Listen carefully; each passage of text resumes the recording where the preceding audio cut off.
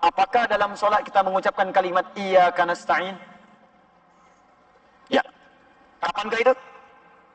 Saat berdiri dalam solat. Saat membaca Al-Fatihah. Saat membaca Al-Fatihah. Sekarang saya bacakan hadis qudsi riwayat sahabat Anas bin Malik radhiyallahu taala anhu. Bagaimana Allah akan mengabulkan doa orang solat ketika dia membaca kalimat ini. Hadis sahih diriwayatkan oleh sahabat-sahabat senior. Hadatsana qala Rasulullah sallallahu alaihi wasallam an rabbih qala Allah azza wa jalla. Allah Subhanahu wa taala berfirman dalam hadis qudsi. Perhatikan kalimatnya. Qasamtu shalah baini wa baina 'abdi. Aku bagi solat itu menjadi dua bagian. Bagian aku dan bagian hamba-Ku. Wa li 'abdi ma sa'al.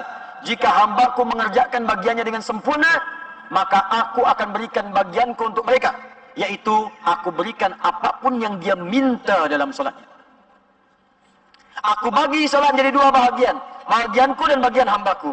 Jika hamba-Ku mengerjakan bagiannya dengan benar sempurna, maka aku akan kabulkan apapun yang dia minta dalam solatnya. Kapan itu dimulai? Yuk kita baca hadisnya. Idza qala al-'abdu alhamdulillahi rabbil alamin. Jika hamba itu bermula solat dia membaca alhamdulillahi rabbil alamin, qala Allah azza wa jalla hamadani 'abdi, maka Allah akan menjawab seruannya itu dengan kalimat hamadani 'abdi, hambaku sedang memujiku. Wa idza qala al-'abdu ar-rahmanir rahim. Jika hamba itu berkata ar-rahmanir rahim, qala Allah azza wa jalla, maka Allah menjawab athna 'alayya 'abdi, hambaku sedang menyanjungku. Wa idza qala al-'abdu maliki yaumiddin. Jika hamba berkata maliki yaumiddin, qala Allah azza wa jalla majjadani 'abdi, hambaku sedang mengagungkanku. Awas kerana tu kalau sedang solat, rasakan kita ini ditatap oleh Allah. Tak mampu melihat, tapi rasakan kita dilihat. Dan rasakan dijawab setiap kalimat kita tu. Itu yang disebut ihsan namanya. Orangnya disebut muhsin. Bukalah hadis riwayat Muslim di jilid yang pertama, nomor hadis yang ke-8, riwayat sahabat Umar bin Khattab radhiyallahu taala anhu. Sebelah kiri paling atas di kitabnya. Dinukil oleh Imam An-Nawawi rahimahullah dalam kitabnya Al-Arba'in An-Nawawiyah, nomor hadis yang kedua, dikenal dengan hadis Jibril.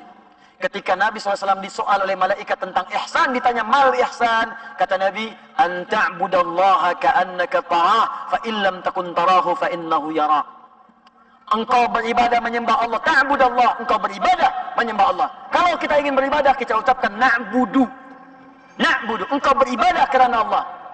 Seakan-akan engkau merasakan ditatap oleh Allah Subhanahu wa taala sekalipun kau tak mampu menatapnya. Rasakan. Nah, sekarang ini rahasianya. Wa idza qala al-'abdu iyyaka na'budu wa iyyaka nasta'in. Jika ada seorang hamba berkata dalam solatnya, iyyaka na'budu, ya Allah sekarang kepadamu saja hamba menyembah. Hamba sedang solat, sedang menghamba, sedang ibadah, kepadamu saja. Tak ada yang lain. Wa iyyaka nasta'in. Dan sekarang hamba ya Allah punya soalan dalam hidup, punya masalah. Hadirkan dalam hati kita tuh, rasakan. Tuhan punya masalah apa? Tuhan punya problem apa? Hadirkan dalam hati. Jadi bukan sekedar bacaan saja. Begitu caranya, hadirkan dalam jiwa kita.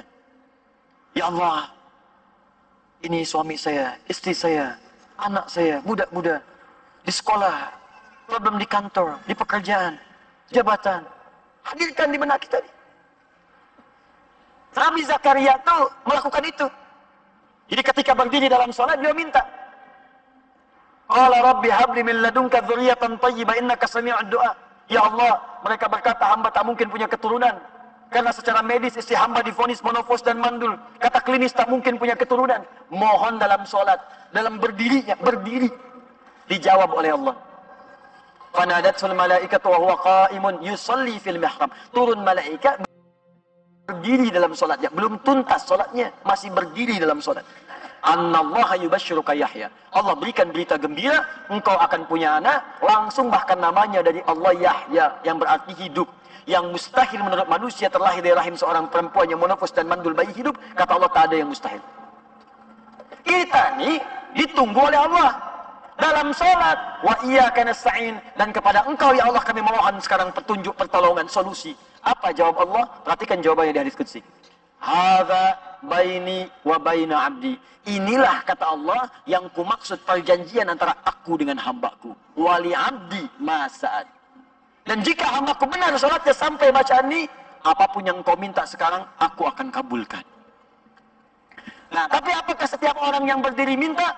Belum tentu. Apakah setiap orang yang baca ini dikabulkan? Belum tentu. Kecuali orang yang saat sholat dia ikhlas kerjakan dengan mengingat Allah. Bagaimana cara mengingatnya? Khusyuk. Wa innaha lakabiratun illa 'alal khasyin. Bagaimana cara khusyuk?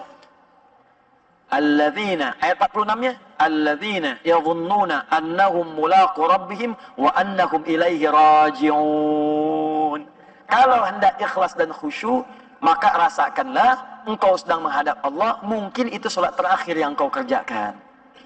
Demikian saat berzikir, mungkin di zikir terakhir, saya wafat dalam keadaan berzikir. Subhanallah, subhanallah, subhanallah, wafat. Sujud, wafat.